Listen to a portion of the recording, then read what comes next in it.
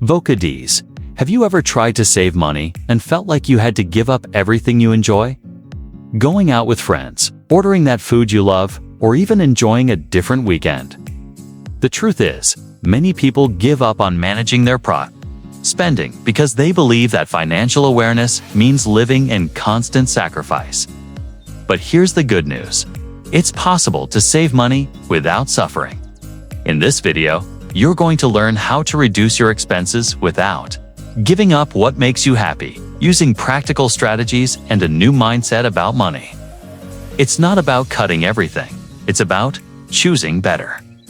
About redefining your priorities and keeping what truly matters. You don't need to live in deprivation. You just need to learn how to balance. It all starts with clarity. Before thinking about where to cut, you need to know where your money is going. Many young adults between 20 and 35 years old live on financial autopilot.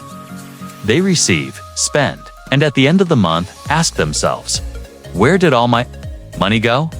The first step is to map out your habits. Take the last 30 days from your bank statement and categorize your expenses.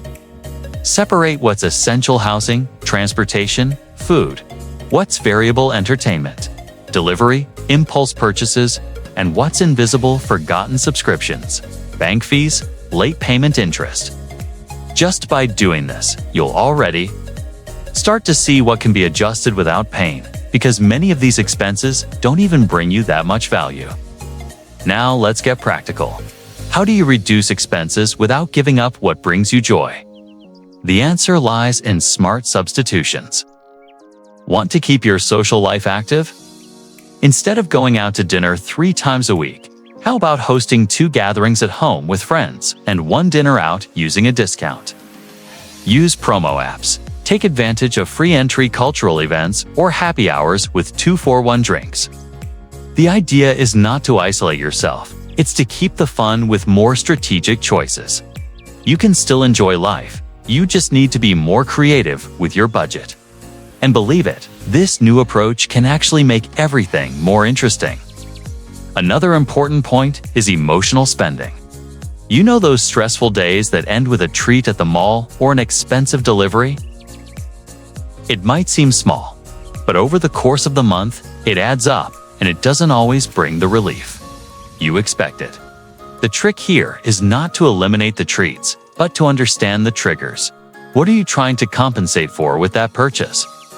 Once you're aware of it, you can find cheaper and even more effective ways to reward yourself, like going for a walk, taking a long shower, having a good conversation, or cooking something tasty at home. The idea is to replace the automatic with the intentional. You're still taking care of yourself, but without damaging your budget. Por favor, divide-se. Rotero M. Blocos de 3.0 OM 3.0. If characters, let's talk about planning.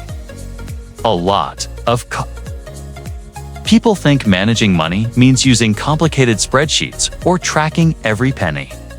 But you can start with something simple. Set a weekly limit for each category.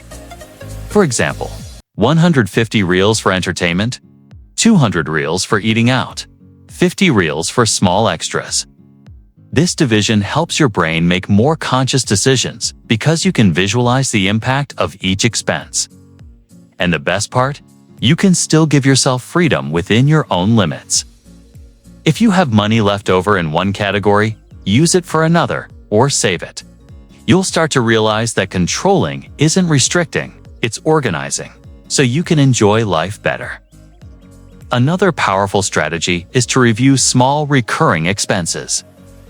Streaming subscriptions, gym memberships, premium apps. All of this adds up. Reevaluate.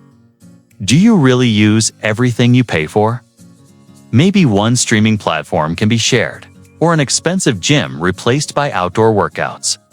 The secret is keeping what's essential and cutting what became a habit, out of convenience.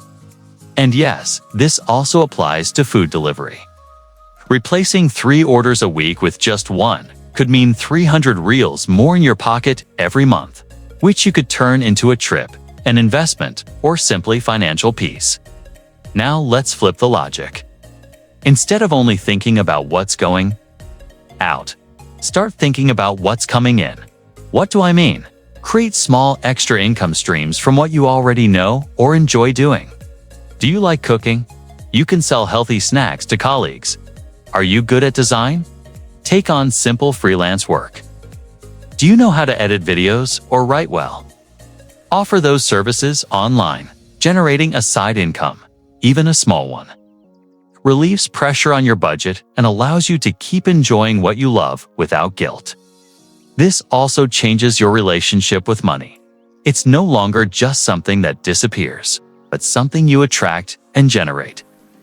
Finally, remember, pleasure and financial organization are not enemies.